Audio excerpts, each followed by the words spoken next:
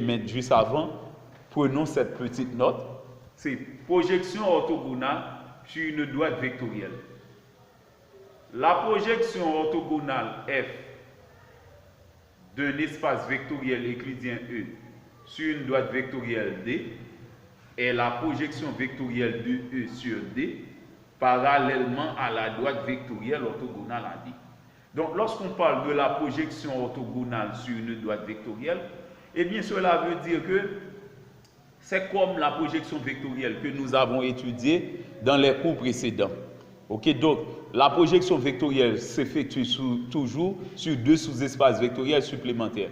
Maintenant, pour la projection vectorielle orthogonale, on dit que c'est toujours sur un sous-espace vectoriel. On ne donne jamais deux sous-espaces vectoriels pour la projection vectorielle orthogonale.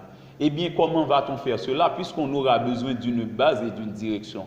Eh bien, comment on fait ça? On prend pour base le sous-espace vectoriel donné et pour direction le sous-espace vectoriel qui est orthogonal à la base. Et bien c'est pourquoi la projection vectorielle orthogonale F d'un espace vectoriel euclidien E sur une droite vectorielle D est la projection vectorielle de E sur D, okay, c'est-à-dire de base D, parallèlement à la droite vectorielle orthogonale à D. Eh bien, on va avoir pour direction la droite vectorielle qui est orthogonale à D. Eh bien, donc, dans chaque cas, nous saurons quoi faire. Eh bien, maintenant, par exemple, si je prends, par exemple, le cas où la dimension de l'espace vectoriel euclidien donne 2, eh bien, on va avoir, comme dans la définition, okay, sur une droite vectorielle, je prends la droite vectorielle pour base. Eh bien, maintenant, on va avoir oui, la direction. Ok, ça c'est la direction. Donc normalement, ok, c'est normalement à la droite vectorielle.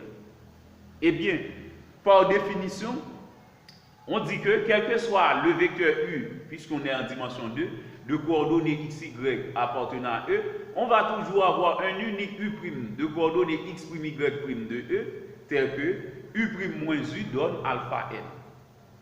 N, c'est le vecteur normal à la droite D, ok? Le vecteur normal à D. Alpha, c'est un réel. Et U', c'est l'image de U, ok? C'est l'image de U. Mais U' doit être aussi dans D, ok? Donc, c'est l'image de U par la fonction, ok? Donc, l'application F, ok? Avec plus de précision, par l'application F. Donc F ici c'est une fonction vectorielle, mais cependant c'est une application linéaire et plus précisément une projection vectorielle orthogonale. Ok, donc U' possède la propriété F de U. Ok, U' donne F de U. Mais ici on écrit directement U' moins U. Ok, égale à alpha N. Ok, donc U' représente F de U. Mais ce qui nous intéresse directement, c'est cette équation, c'est U' moins U égale à alpha fois N. Ok, donc c'est à l'aide de cette relation-là que nous pourrons déterminer l'expression analytique d'une projection vectorielle orthogonale sur une droite vectorielle. Ok, voilà, nous allons résoudre un exercice. Voici l'exercice. L'espace vectoriel euclidien E étant rapporté à une base IJ. Ok, cela veut dire la dimension de l'espace vectoriel euclidien ici, c'est 2. Déterminer l'expression analytique de la projection vectorielle orthogonale F sur la droite D, ok, la droite vectorielle D, ok, donc sur la droite D d'équation dx moins 2y égale à 0. Donc on fait une flèche au-dessus de D, c'est encore une droite vectorielle. Donc la flèche indique que c'est une droite vectorielle. Sans écrire vectorielle, la flèche nous dit que c'est une droite vectorielle. Et de plus, l'équation prouve que c'est une droite vectorielle. L'espace vectoriel dans lequel se trouve ce sous-espace vectoriel D nous dit que c'est une droite vectorielle. Donc parfois, il y a certaines précisions qui n'est pas toujours nécessaire. Ok, on a dit ça déjà. On a déjà dit ça. Maintenant, dans la résolution, comme dans la définition, je prends, quel que soit U de coordonnées x, y de E, on va toujours avoir un unique U' de coordonnées X', Y' de E, tel que U' moins U est égal à alpha fois N. Ok, donc alpha est un réel, N c'est le vecteur normal à la droite D. La droite vectorielle D c'est X moins 2Y égale à 0, donc le vecteur normal de D c'est 1 moins 2. Ok, donc c'est 1 moins 2. Ok, pour le vecteur normal à la droite D. Maintenant, on a U', on a U, ok, U', U. Eh bien, nous remplaçons U' et U par leurs valeurs respectives, N par sa valeur. Eh bien, on a U' moins U est égal à alpha fois N. Maintenant, nous faisons la différence. La différence de deux groupes, AB6 moins AB6, ordonnée moins ordonnée, égale à alpha par 1 moins 2 qui donne alpha moins 2 alpha. Maintenant, nous égalons deux groupes. Deux groupes sont égaux s'ils ont exactement la même abscisse et la même ordonnée. C'est pourquoi on a x' moins x égale à alpha, y' moins y égale à moins 2 alpha. Ok? Maintenant, nous transposons moins x et moins y dans les deux équations respectives. On a x' égale à alpha plus x, y' est égal à moins 2 alpha plus y. Ok? Maintenant, x', y' représente les coordonnées du vecteur U'. Ok? Et puisque par définition, on nous a dit que U' doit être un élément de la base qui est D, U' est dans D, et bien les coordonnées de U' ici c'est alpha plus x, moins 2 alpha plus y, et bien on dit que U', le vecteur U' doit être un élément, ok, de la droite vectorielle D. Ok? C'est un vecteur. Puisque c'est une droite vectorielle, ces éléments sont des vecteurs.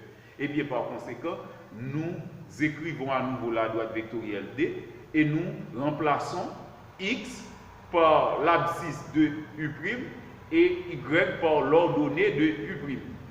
Donc on peut dire, si U' vérifie la droite vectorielle D, eh bien on peut avoir x' moins 2y' est égal à 0. On remplace x' par sa valeur, y' par sa valeur.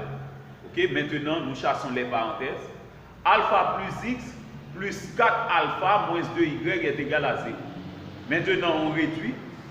Alpha plus 4 alpha ça donne 5 alpha. Maintenant on transpose x moins 2y, ça donne moins x plus 2y. Maintenant on tire alpha, c'est moins x plus 2y sur 5. Donc la valeur de alpha c'est moins x plus 2y sur 5. Donc on revient à ce système, nous remplaçons alpha par sa valeur. Ok, donc alpha qui donne moins x plus 2y sur 5 est donc remplacé dans ce système.